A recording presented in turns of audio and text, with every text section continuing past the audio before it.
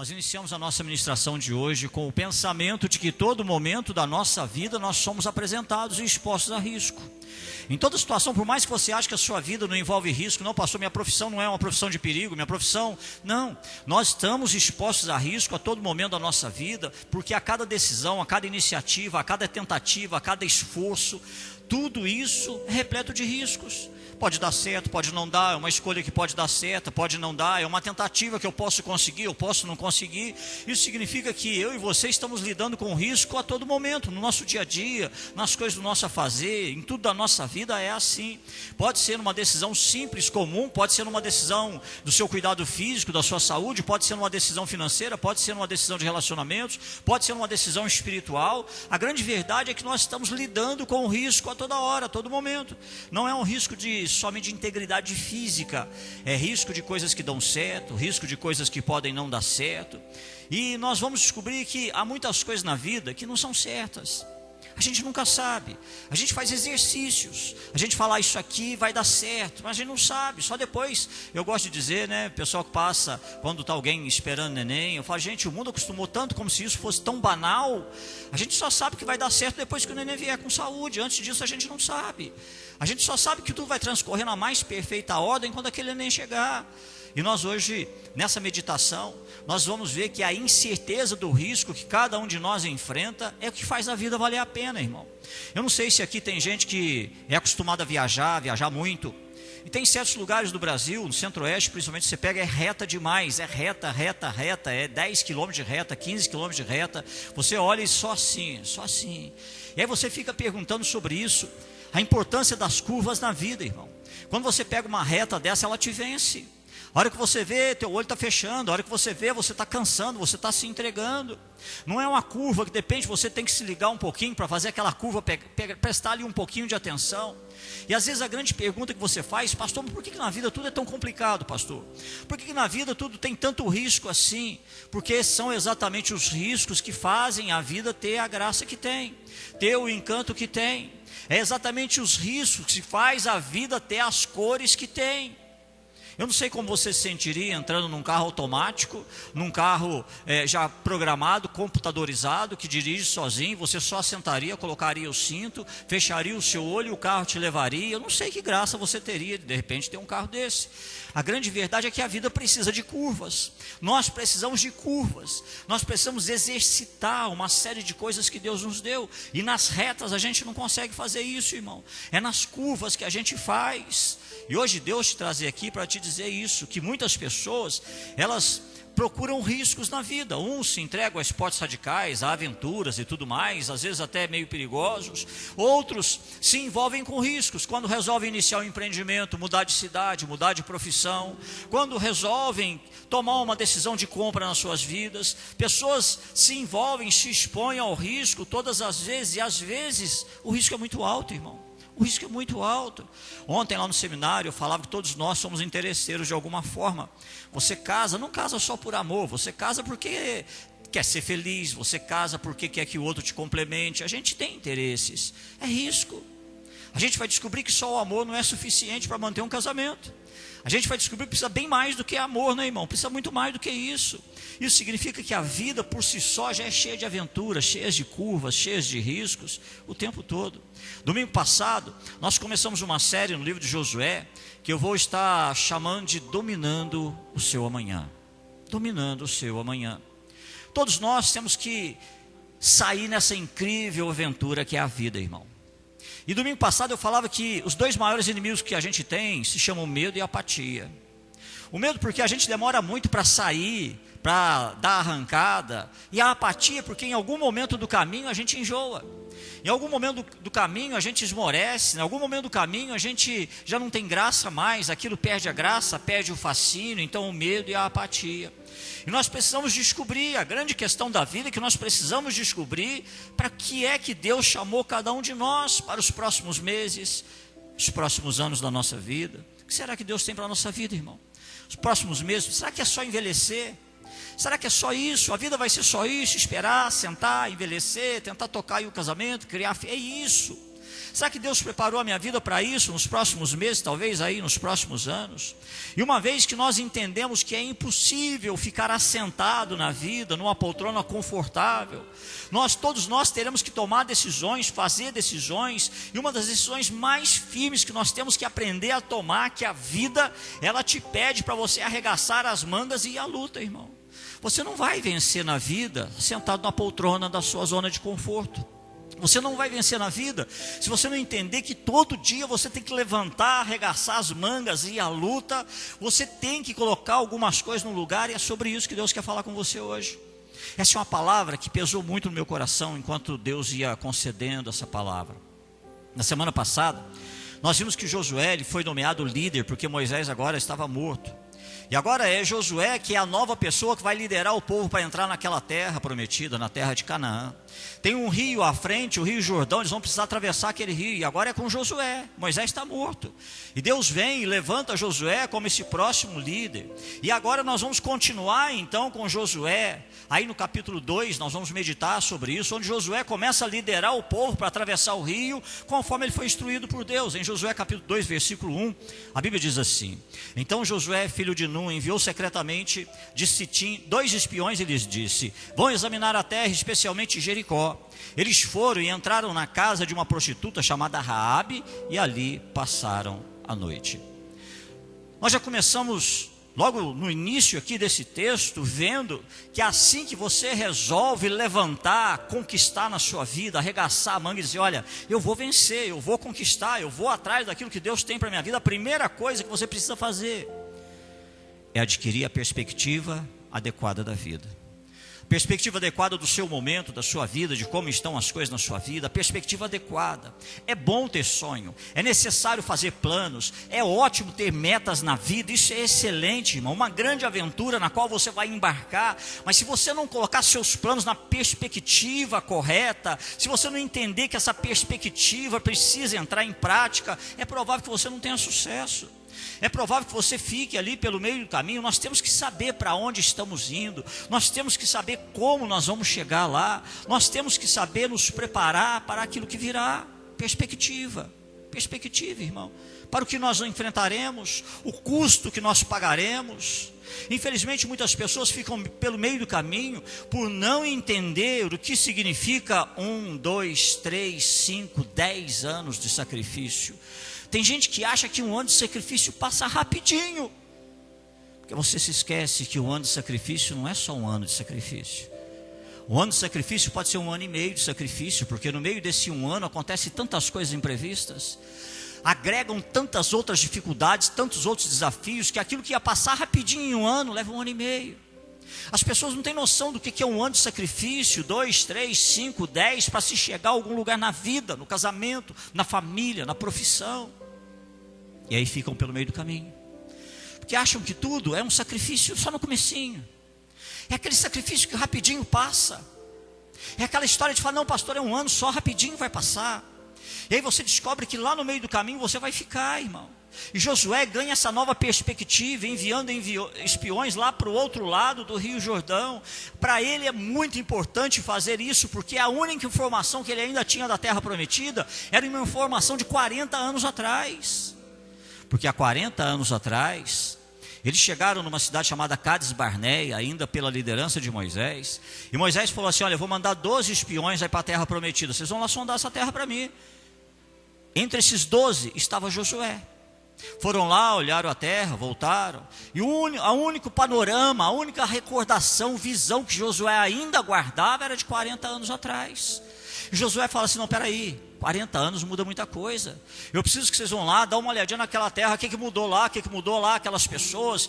Eu preciso me atualizar no meu panorama, na minha perspectiva. Eu preciso de uma nova perspectiva, de uma nova informação. Eu tenho que atravessar o rio, eu tenho que conquistar a terra prometida, mas a única coisa que eu lembro dessa terra já tem 40 anos.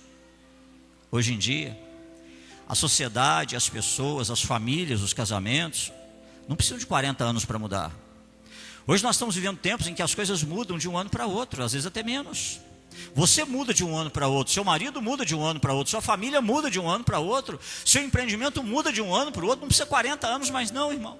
Se você parar e olhar para trás, fala, gente, ainda ontem era assim, agora aconteceu isso, ontem a gente estava bem, hoje a gente não está mais, ontem eu pensava assim, hoje eu não penso mais, não precisa mais 40 anos, um ano é o suficiente para que muita coisa mude na nossa vida, na vida da nossa família, os nossos relacionamentos, na nossa empresa, e se nós tivermos sonhos e objetivos, eu tenho certeza que você os tem, seja para você, para os seus filhos, para sua casa, para o seu ambiente de trabalho, seja para a sua saúde, seja uma meta de condicionamento, algo que você queira, seja uma resolução da vida, qualquer objetivo que você tenha definido na sua vida, você precisa ter a perspectiva correta de hoje. Não pode ser de um ano atrás, não pode ser de 6 meses atrás, porque se você, a única coisa que você ainda conhece da vida é de 6 meses atrás, você está desatualizado, irmão. Se a única pessoa que você se recorda é há 6 meses atrás que você conversou com ela, você está desatualizado. E aí você precisa da perspectiva correta ali, naquele momento da sua vida, sabe para quê? Para você não sair do curso, para você não sair daquela meta, daquela coisa que você traçou para a sua vida, para você não desanimar no caminho, não desanimar antes da linha de chegada. A perspectiva certa quer dizer que as coisas não acontecerão num passe de mágica, você ter essa consciência, que tudo que você quer alcançar na sua vida não é por mágica, tudo que você quiser ver acontecer na sua vida não é por mágica não, irmão. A oração é importante, a oração é poderosa, eu creio nisso, eu creio em milagre, mas hoje Deus está dizendo para você que na jornada da tua vida, mágica, esquece, tira da perspectiva da sua vida. Deus está dizendo para você que as coisas também não acontecerão com você fazendo corpo mole, achando que simplesmente as coisas vão acontecer, que simplesmente vai cair do céu. Não, o negócio é o seguinte, eu vou orar, Deus vai me libertar, mas eu vou continuar fazendo a mesma coisa nos meus lugares, conversando com as mesmas pessoas, eu sei porque eu orei, Deus vai... Não, não vai, irmão, não vai. Não ache que você vai conseguir chegar onde quer, conquistar aquilo que você quer, só com um pouquinho de sacrifício, por favor. Hoje Deus está usando a minha boca para trazer você, para dizer para você que é hora de firmar o corpo. Você talvez tenha planejado um ano de sofrimento, talvez você tenha planejado um ano de sacrifício, talvez você tenha planejado, não, rapidinho vai resolver isso, eu vou tomar um remédio aqui, vai resolver ali, vai ser assim, vai ser assado. E hoje Deus está dizendo para você que na vida, as coisas não são conquistadas com um pouquinho de sacrifício. Que na vida não é um pouquinho de sacrifício, não, eu vou me empenhar hoje, amanhã. Não, na vida não é rapidinho, as coisas não são rapidinhas. Você tem que ter a perspectiva correta para você ter sucesso. Se vão ser 2 anos de sacrifício, se prepara para um pouquinho mais. Se serão 3 anos de sacrifício, se prepara para um pouquinho mais. Se vai ser 1 ano de tratamento, se prepara para um pouquinho mais. Se você iniciou um empreendimento, quer consolidar teu empreendimento, você planejou 5 anos para consolidar, se prepara para um pouquinho mais. Iniciou um tratamento, se prepara para um pouquinho mais. Se as notícias se anteciparem, que bom para você. Mas a tua perspectiva tem que ser, eu preciso me preparar para um pouquinho mais. Pode acontecer, fatos inesperados. 2 anos são 24 meses, irmão. 2 anos são 730 dias. 10 anos são 120 meses. E às vezes a gente não entende isso. São 3.650 dias. Então quando a gente fala, passa rapidinho. 10 anos vai passar rapidinho. 1 ano vai passar rapidinho. Não, eu vou aqui, olha, você acha que eu vou ficar quanto tempo em tratamento? A gente é assim, né, irmão? A gente chega no médico e fala, quanto tempo eu vou ficar em tratamento? A gente chega numa clínica e fala, quanto tempo eu vou ficar aqui? Quanto tempo vai ser isso? Se o médico tiver perspectiva, ele vai dizer para você, olha, eu não quero encher você de esperança, faça o tratamento. E hoje Deus traz você aqui para dizer isso para você, que eu preciso entender que para não sair do curso, para eu não me entregar antes, para eu não me derrotar antes no meio do caminho, eu preciso ter certeza que as coisas certas estão comigo. Eu preciso ter certeza que eu estou com a perspectiva correta. Eu tenho que ter certeza que eu estou entrando numa coisa sabendo no que eu estou entrando, sabendo o preço que eu vou pagar, sabendo o que eu tenho que fazer. Eu preciso ter isso. Eu digo muito para pessoas aqui, noivado não é certeza de casamento. Tem um ditado que diz o quê? Que é melhor você vermelhar na hora do que amarelar depois. A igreja primitiva, ela teve que fazer também isso, irmão. Aqueles apóstolos, seguidores ali de Jesus, um dia, receberam de Jesus. Jesus disse assim para eles: olha, ficais em Jerusalém até que do alto seja revestido de poder. Ele estava dizendo: olha, vai começar uma tal de igreja, mas não tem mais informação nenhuma, irmão. Não tem manual, não tem roteiro, não tem guia. Jesus só falou isso: fiquem em Jerusalém até que vocês sejam revestidos de poder. Aí vem o Espírito Santo. Aí o Espírito Santo vem e reveste eles de poder, e só, mais nada. Mas e agora, qual que é o próximo passo? E agora o que a gente faz? Cadê o manual? Cadê o guia de instruções? Cadê o roteiro? Não tinha, irmão, não tinha. E sabe o que acontece? O que você vê no início da igreja, na história da igreja, é uma igreja que sabia o que tinha que fazer, o seu caminho, mas era uma igreja que tentava, errava, corrigia, edificava. Tanto que quando você lê as cartas são correções às vezes para a igreja. As cartas está lá, Paulo dizendo: olha, beleza, é isso mesmo, é isso, o propósito é esse, mas acerta aqui, ajusta aqui, volta para cá, faz esse acerto. A própria igreja, quando começa, foi assim, irmão. Ela foi procurando seus caminhos, ela tinha a perspectiva, mas ela foi procurando seus caminhos, as suas coisas. Muitas vezes, como se você soubesse muito bem o que você está fazendo, mas você precisa ganhar a perspectiva correta. Sabe o que quer dizer isso aqui? Você sabe o que você quer, mas você ainda não tem a perspectiva correta. Você sabe o que você quer da sua vida. Eu quero ser feliz, eu quero ser bem sucedido, eu quero ter saúde. São boas coisas, mas a perspectiva correta é: como essas coisas vão acontecer? Quanto tempo elas vão demorar? Qual o preço eu tenho que pagar para isso? Quais atitudes eu tenho que ter? Como vai ser isso? Não, eu vou para a igreja, eu quero servir a Deus. Todo mundo quer, irmão. Você quer servir a Deus como? Qual o preço você quer pagar? Está disposto a superar o quê? Está disposto a permanecer onde? Até onde? Perspectiva correta. E eu preciso ter isso à medida que vou trilhando o meu caminho, para que eu tenha sucesso. Perspectiva correta o tempo todo, irmão. O tempo todo é assim. Todos nós aqui já tivemos visões na nossa vida, planos, sonhos na nossa vida, por os mais diversos motivos, campos da nossa vida, e por as mais variadas razões. Um dia as visões, os sonhos, os planos, os desejos, chame do jeito que você quiser, que você teve no seu coração, ficaram em segundo plano. Ficou lá anestesiado, porque aconteceram tantas coisas nesse caminho e ficaram, adormeceram, parece que sumiram. E hoje Deus está dizendo que Ele vai começando a despertar algo dentro de você. Olha, deixa eu te explicar uma coisa. Nem sempre na vida Deus nos dá uma nova visão. Nem sempre existe uma nova visão. Na verdade, muitas vezes Deus quer, Ele sabe o que quer que você faça. Ele quer que você receba uma nova perspectiva. A visão continua, mas agora não, outra perspectiva.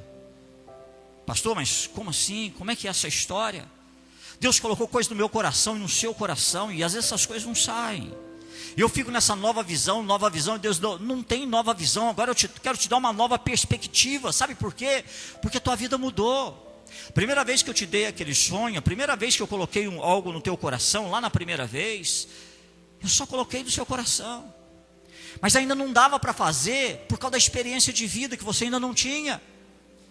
Eu tive que ir trabalhando para você adquirir experiência na vida. Eu coloquei a visão naquela época, mas sabe por que não aconteceu? Porque as pessoas certas ainda não tinham chegado, eu estava trabalhando. Eu coloquei a visão naquela época, mas não era o momento. Você já parou para pensar em quanto a tua vida tem mudado nesse 1 ano, 2 anos, 3 anos? Você não é o mesmo de 3 anos atrás. Você não é o mesmo de 5 anos atrás. Você não tem a mesma cabeça. Você agora está mais maduro, mais experimentado, mais experiente na vida. Sabe quantas pessoas entraram na tua vida e quantas saíram nesse período todo? Sabe quantas pessoas tiveram que vir e Deus foi colocando e Deus foi montando ali? Eu falo porque eu tenho acompanhado histórias e vidas aqui. E Deus foi falando: olha, eu te dei esse sonho um dia, mas calma, eu estou ajeitando um monte de coisa para acontecer. Eu estou ajustando um monte de coisa na sua vida para acontecer. Eu quero te dar mais inspiração, mas eu estou agora preparando as pessoas certas para esse momento da sua vida. Eu estou te dando mais experiência para esse momento da sua vida. Eu, por volta dos 12 anos, 11, 12, eu gostava muito de passar numa igreja católica, lá na Matriz. Sempre que eu estava passando lá, a porta ficava aberta, eu entrava, sentava naquele banco, e ali eu ficava. Eu olhava, eu olhava, eu olhava. Lá no meu coração eu pensava assim: eu vou para o seminário, eu vou ser padre. Vou para o seminário, eu vou ser padre, as coisas espirituais me atraem, eu quero ser padre. Isso aos 12 anos. Eu pensava nisso. E aí nessa estrada de um sonho que um dia teve no meu coração, nessa estrada eu fui tendo envolvimentos e busca espiritual. E esses envolvimentos e busca espiritual, eu passei por vários segmentos religiosos, filosóficos, esotéricos, muitos, irmão. Estudei muito, passei por muitas coisas. E é engraçado isso que eu estou dizendo para você. Nossa, pastor, mas e aí o sonho de ser padre? Agora você vai entender. Deus tinha colocado um sonho, uma visão no meu coração. E hoje estou eu aqui há 25 anos como pastor. Deus queria que eu fosse um líder espiritual, um guia espiritual da vida das pessoas. Naquele momento, dentro do meu contexto de conhecimento, de vida, a igreja que eu gostava de ficar sentado representava isso. O tempo foi passando, Deus foi trabalhando, e Deus foi mudando isso, eu fui conhecendo isso, conhecendo aquilo outro, conhecendo aquilo outro. Nossa vida é assim, irmão. Às vezes você tem aquela visão, aquele sonho de Deus num primeiro momento, e você não consegue enxergar tudo, aonde Deus realmente vai te levar. Porque se Deus tiver que te falar tudo que vai acontecer na tua vida para aquilo chegar, se concretizar, você não acredita. Se Deus tiver que falar: olha, eu vou te levar para tal cidade, eu vou trazer você de tal lugar, eu vou colocar uma pessoa na tua vida, eu vou tirar tal pessoa, você fala: gente, não é possível que isso tudo vai acontecer na minha vida. Perspectiva correta. O que você precisa fazer para ganhar essa perspectiva, irmão, sobre algo que Deus já havia colocado no seu coração? Às vezes essas visões que nós já tivemos um dia da nossa vida levam tempo para serem realizadas, porque são necessárias pessoas que ainda virão, que ainda não estão na tua vida. Olha, você não tem noção de quantas pessoas Deus está preparando para entrar na tua vida, que você nem conhece, você nem sabe onde elas estão. E Deus está preparando coisas, eventos, circunstâncias, situações que de repente elas vão entrar na tua vida. Sem que você tenha programado, pensado, elas vão entrar na tua vida. Deus está preparando essas questões para você. Mais do que isso, Deus está preparando as informações que serão acrescentadas ainda para você. A visão está aí, mas talvez você não esteja ainda totalmente pronto. Ainda falta mais informações, mais experiência na vida. Mais do que isso, Deus às vezes te coloca coisa no coração, mas Ele diz assim: você ainda não está nem no local, nem na posição que eu quero. Calma que eu estou trabalhando, e você ainda vai chegar no local e na posição que eu quero. Calma, eu estou ajustando, e Deus vai usando os eventos da vida, irmão. Toda vez que eu falo isso, eu lembro do Fernando, quando eu falava do labirinto, de livre-arbítrio, de labirinto. Deus, Ele vai trabalhando, Ele vai usando a vida, e vai trabalhando, e vai indo, Ele vai te conduzindo, até que você chega um dia e Deus fala assim: agora você chegou no lugar que eu quero. Agora você está na posição que eu quero. E às vezes a gente não entende. Nós vimos isso com Josué. Essa visão de conquistar a terra prometida foi dada a eles há 40 anos atrás. Há 40 anos atrás Deus falou assim: olha, eu vou dar uma terra para vocês, a terra mana leite e mel, essa terra vai ser de vocês. Vou te dar um exemplo sobre isso. O pastor que fundou essa igreja, o pastor Adalberto, ele conta... Ele era de uma outra denominação. E aí um dia ele recebe num culto uma mensagem de Deus. E ele achou que aquela mensagem de Deus era imediata. Ele foi e vendeu a empresa que ele tinha no Rio de Janeiro. Ele era empreendedor no Rio de Janeiro. Ele vendeu a empresa que tinha. Sabe para quem que ele vendeu? Para o empregado dele. Correu, negociou com o empregado. Falou: Deus está me chamando, vamos negociar aqui. Como é que você quer me pagar? Pode ficar com a minha empresa aí. Juntou tudo, foi para os Estados Unidos. Sabe o que ele descobriu? Que a mensagem de Deus não era para aquele momento. Voltou, se tornou empregado daquele que um dia foi empregado dele. O único emprego que ele arrumou foi na empresa que era dele, que ele vendeu para o empregado dele.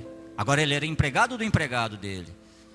Foram 8 anos até que a visão de Deus se cumpriu na vida dele. Ele foi para os Estados Unidos, e lá começou o ministério lá, a família toda lá. O Ministério Mensagem de Paz nasceu lá, numa Assembleia de Deus dentro dos Estados Unidos. 8 anos, irmão.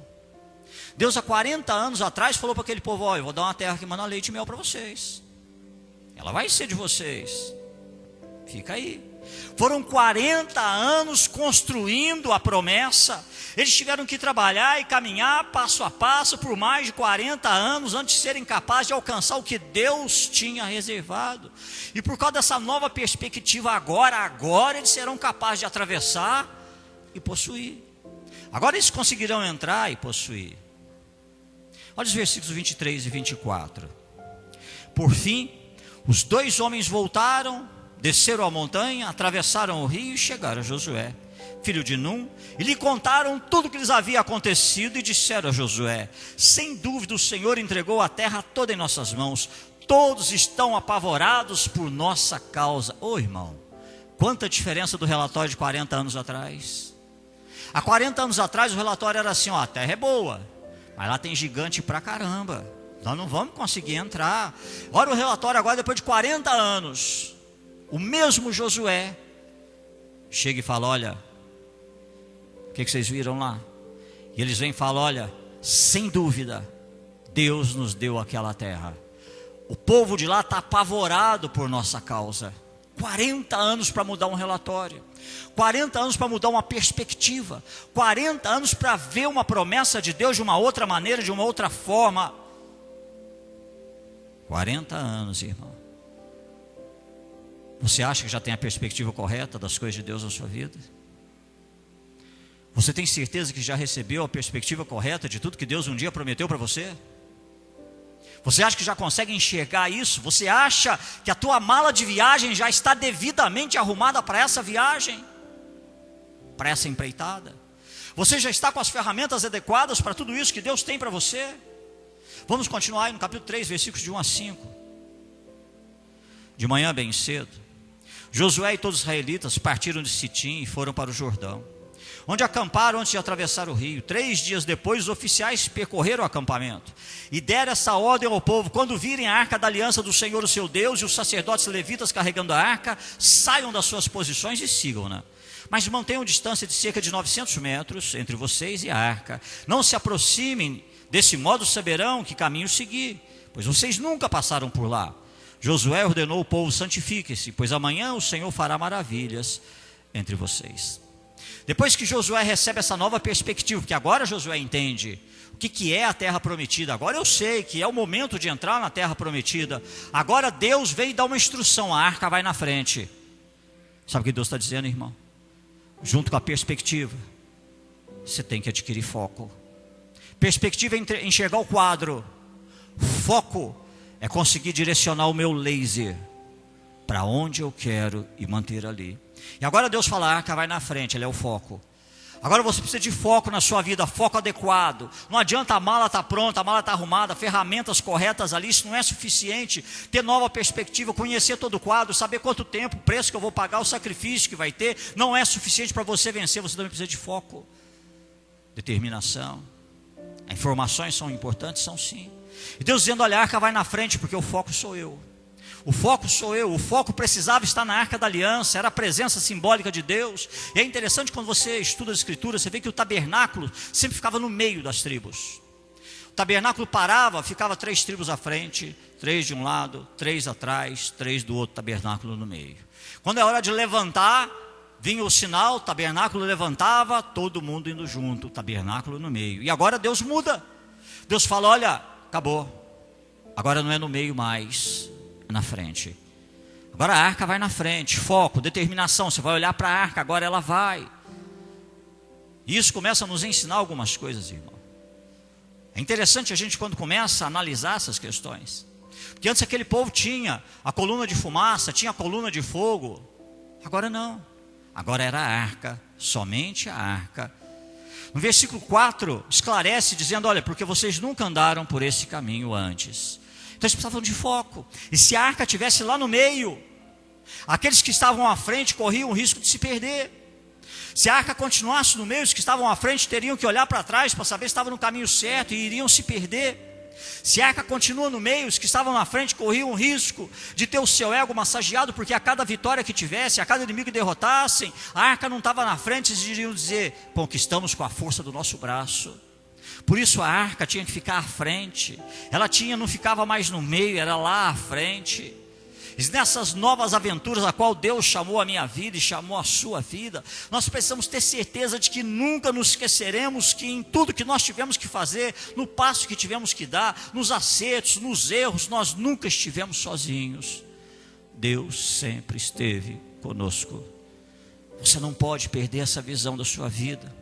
Você precisa ter a certeza que o teu foco está em Deus. Você precisa ter a certeza que o teu foco está em Deus, para que você tenha a mentalidade de que Deus está trabalhando com você e você está trabalhando com Deus, e que no final de tudo, toda a honra e toda a glória pertencem somente a Ele. Foco, irmão. Como é difícil manter o foco em Deus à medida que a vida caminha, né, irmão? Porque acontece tanta coisa. Tem tanta luta, tanto problema, tanta situação, que é tão difícil manter o foco em Deus, manter aquilo ali. À medida que nós avançamos nessas aventuras da vida, se o nosso foco estiver fixo em Deus, nós teremos segurança para podermos enfrentar qualquer coisa. E lá no final, nós vamos descobrir que estaremos de pé, vencedores, vamos superar. Por exemplo, nessas lutas da vida, você vai enfrentar momentos de estresse, de ansiedade, de depressão, de preocupação e mais várias coisas desse tipo. E se o teu foco estiver em Deus, para a tua segurança, você vai poder dizer como o salmista disse lá no Salmo 4, versículo 8. O salmista diz assim: em paz me deito e logo adormeço, pois só tu, Senhor, me fazes viver em segurança. Você sabe quantas vezes você achava que não ia conseguir dormir? Sabe quantas vezes o sono não vinha? E de repente você apagou. Você não sabe o que aconteceu, de repente você apagou. Lá no início o olho não fechava, era choro, cabeça funcionando a mil, e de repente se apagou. A palavra de Deus se cumprindo na sua vida, irmão. Se você mantiver o teu foco em Deus, Deus não deixará você atravessar uma noite em claro. Em algum momento Deus vem e vai te desligar. Em algum momento Deus vem e Ele vai te apagar. Em algum momento Deus vai dizer para você: você tem um Deus sobre a tua vida. Descansa, porque agora eu trabalho. E vai se cumprir, se você não perder o foco. Em tudo isso nós vamos enfrentar críticas, ataques, coisas que as pessoas dizem que irão nos machucar. Se o nosso foco estiver em Deus como nossa âncora, como nossa segurança, se cumprirá na nossa vida o que o salmista escreveu no Salmo 91, versículos 1 e 2. Aquele que habita no abrigo do Altíssimo e descansa à sombra do Todo-Poderoso, pode dizer ao Senhor: tu és o meu refúgio, a minha fortaleza, o meu Deus em quem confio. Enfrentaremos confusão, loucura. A vida é um caos, irmão, a vida é um caos. Difícil achar em quem confiar, difícil achar em quem se apoiar. A vida é um caos, uma loucura. Mas se você focar os seus esforços, a sua mente e o seu coração em Deus, fazer dele o teu porto seguro, vai acontecer o que Paulo escreveu em 1 Coríntios capítulo 14, versículo 33, na parte A. Pois Deus não é Deus de confusão, Deus não é Deus de desordem, é de paz. Hoje de manhã eu vou fazer um aconselhamento. Tal decisão é assim, assim, assim? É. Está gerando confusão? Deus não é Deus de confusão. Deus é Deus de paz. Às vezes, no meio de um caos, Deus coloca a paz no seu coração. Às vezes no meio de um tumulto, Deus coloca a paz no seu coração. Em todas as circunstâncias que nós enfrentamos, se o nosso foco estiver devidamente em Deus, nós não temos nada a temer. E é isso que torna incrível, é o fato de que ao fazermos isso na nossa vida, ao ancorarmos o nosso foco em Deus, nós seremos capazes de suportar coisas.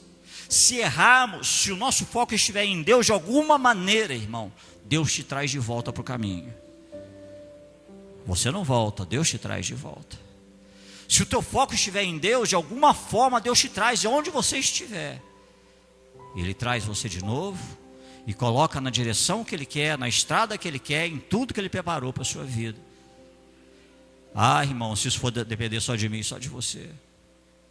A Bíblia diz que ao homem existem caminhos que parecem ser certos, mas ao final são caminhos de morte. Nós vimos que nós temos que ganhar a perspectiva adequada, nós temos que ganhar o foco adequado, mas por último, e aqui fica a cereja do bolo, é a coisa mais importante para você. Josué aprendeu que é preciso querer conquistar a linha de chegada.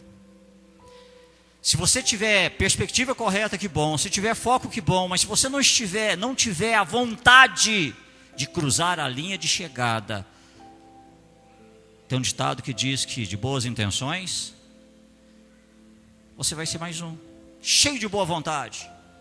Você vai ser mais um cheio de boas intenções, mas que ficou pelo meio do caminho. Sabe por quê, irmão? Porque você se esqueceu de algumas coisas, que uma grande aventura, um grande sonho, aquilo que você se prepara, nunca vai ser um sonho ou uma aventura, enquanto não te levar a lugar nenhum. Tem que haver algum tipo de movimento, irmão. Tem que haver algum tipo de progresso. Muitas vezes a gente olha para esses desafios, esses riscos, e antes mesmo de começar a gente desiste, desanima. Enquanto os dois pontos estão ali, perspectiva e foco estão ali, são importantes. Você precisa entender que se você não superar esse obstáculo, hoje aí nós temos psicólogos, nós temos psicanalistas, nós temos preparadores físicos. O ser humano não precisa fazer força para se auto-sabotar, irmão. Nós somos especialistas, a gente tem uma facilidade tão grande para auto-sabotagem. Sabe que aquele cara na academia fica assim para você, mais uma, vamos lá, só mais uma. Porque você se auto-sabota.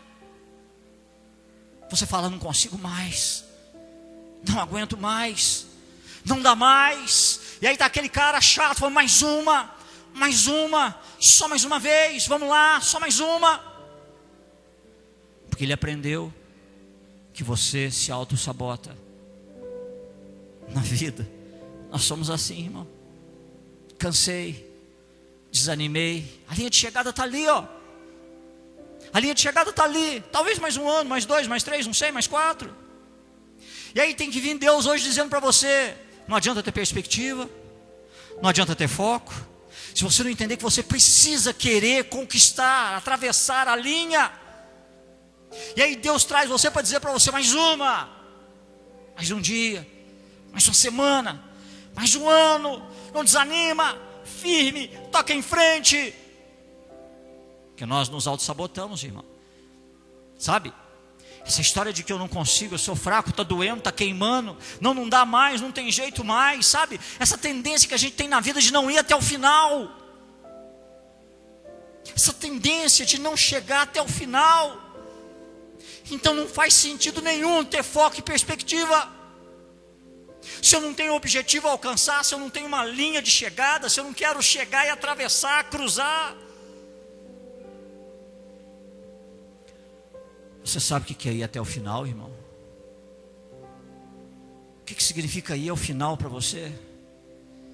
O que significa chegar até o final? É por isso que a tua vida muitas vezes está sempre recomeçando, sempre voltando, sempre recomeçando, sempre voltando. Por quê, irmão? Porque você não entendeu ainda. Perspectiva importante, foco importante, mas se você não tomar a decisão de falar, eu vou até o final, você não chega.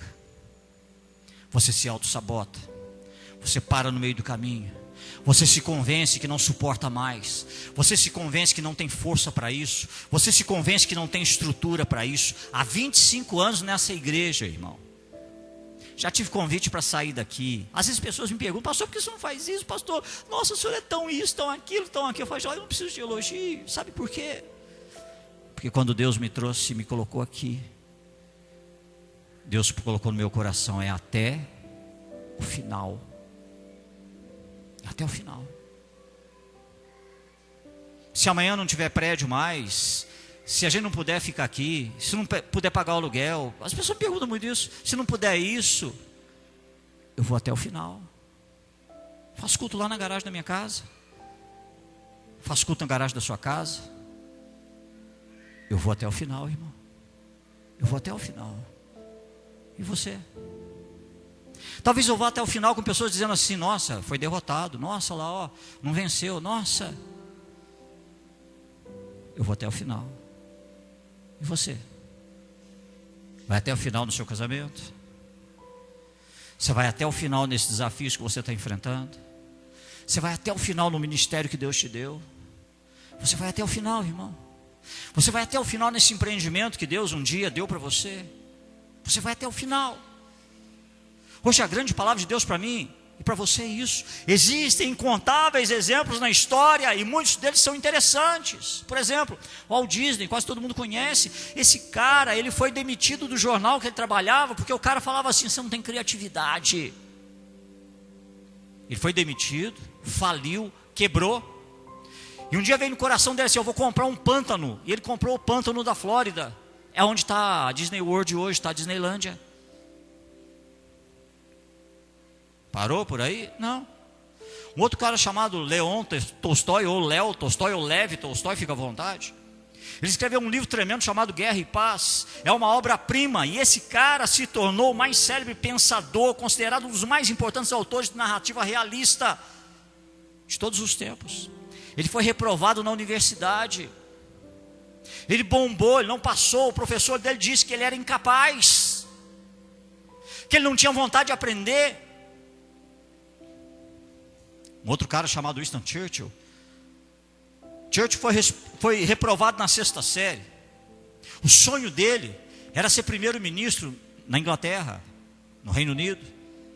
E ele foi nada e não conseguia. Sabe quando ele conseguiu? Aos 62 anos. Aos 62 anos ele se torna primeiro-ministro. Um outro sujeitinho, quase ninguém conhece, chamado Beethoven.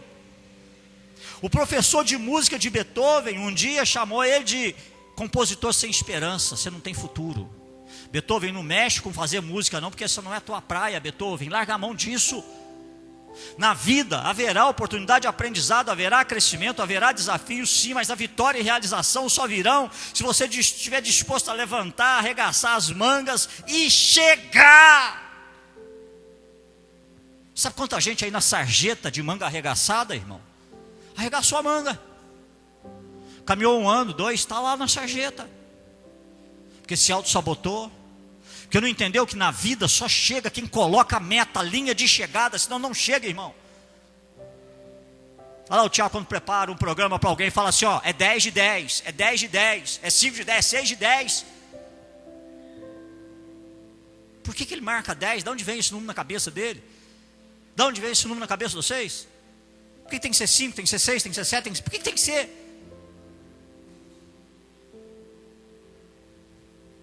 A vida é feita de linhas de chegada. E se você não se determinar a cruzar essa linha de chegada, você não chega em lugar nenhum, irmão. Você não vence. Se você não estabelecer foco na sua vida, alvo na sua vida, dizer eu vou chegar, eu vou até o final, você não vence.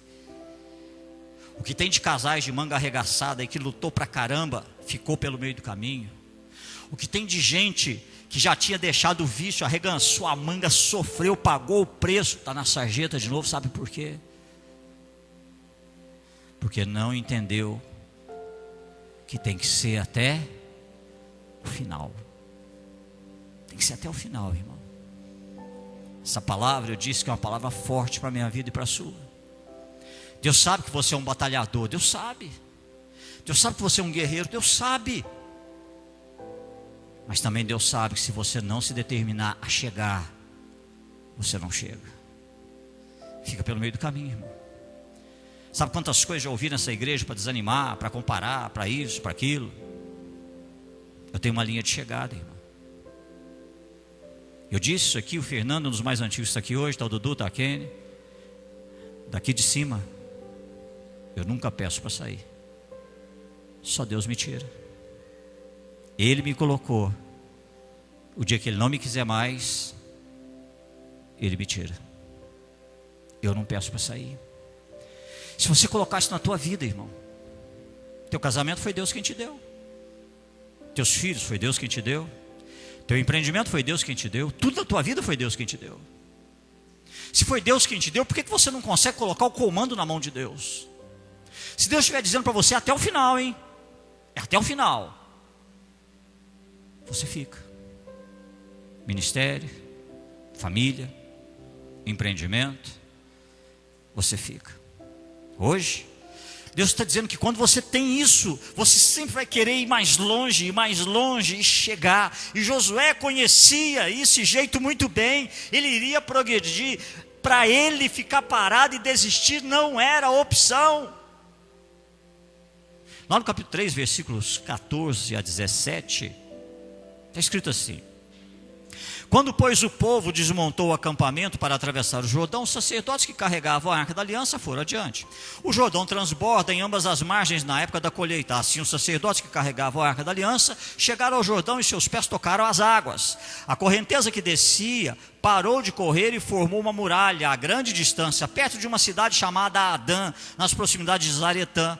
E as águas que desciam para o mar de Arabá, o mar salgado, escoaram totalmente. E assim o povo atravessou o rio em frente a Jericó.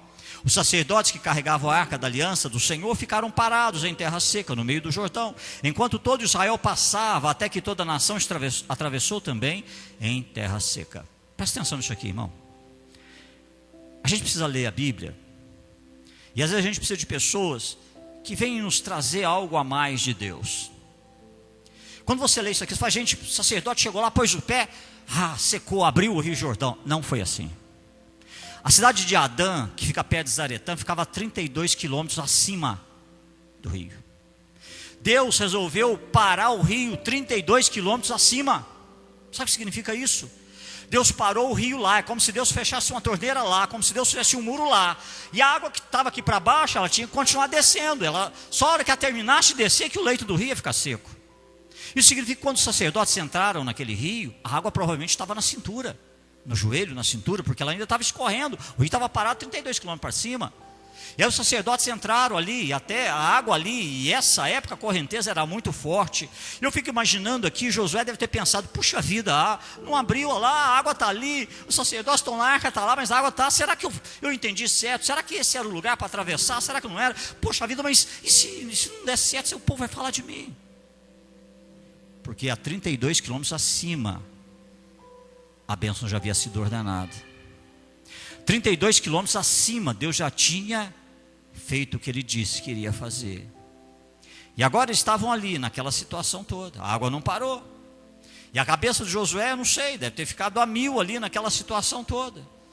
Aqui nós vemos que a bênção foi providenciada imediatamente, mas levou algum tempo. E quantos de nós, na nossa sabedoria humana,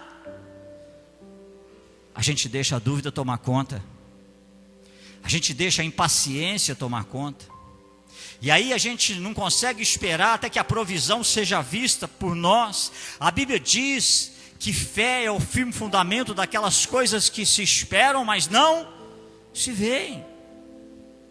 E nós, na nossa humanidade, irmão, a gente não entendeu ainda. E aí, como lá em cima estava parado, mas aqui ainda tinha água terminando de escorrer, se fosse eu e você, a primeira coisa que ia pensar: eu vou sair da água. Na tua vida é assim. Só porque Deus disse que ia secar o rio, mas você entrou e a água veio na cintura, você fala: quer saber? Deixa eu rachar fora disso. Deixa eu abandonar essa situação. Não é para mim, a bênção não é para mim, o milagre não é para mim, não é para insistir, não é para isso. Não, deixa eu sair disso, deixa eu desistir. Ao invés de prosseguir, não importa o que aconteça. Chegando já no final, quando nós avançamos em uma aventura com Deus, irmão, quando temos certeza que o sonho e a visão que nós devemos perseguir, nós temos que ter certeza de que estamos com a mentalidade certa, a perspectiva certa, mas nós temos que ter a firme pensamento de que nós vamos chegar, não importa o que aconteça. Nós vamos chegar, não importa o que aconteça. Nós vamos acreditar nas promessas que Deus nos fez. Certamente Josué tinha essa fé, os sacerdotes teriam que ter essa fé para esperar naquela água, até que aquela água terminasse de escoar, desaparecer. Então não importa o que aconteça na tua vida, avance. Não importa o que aconteça na sua vida, não saia da água. Não importa o que aconteça na tua vida, vá até o final. Vá até o final, irmão. Deus te trouxe aqui para trazer essa palavra para você. Não adianta arregaçar a manga, irmão. Não adianta ter foco, irmão, se você não quiser ir até o final. Vá até o final. Precisamos decidir hoje que é hora de começar a dar passos, começar a avançar, nos preparar para colocar o nosso foco no lugar certo. Porque se vamos viver e fazer o que Deus nos chamou para viver e fazer, essa incrível aventura que é viver uma vida com Deus, temos que ter a certeza a todo tempo que estamos no caminho certo, não queremos nos machucar por falta de segurança.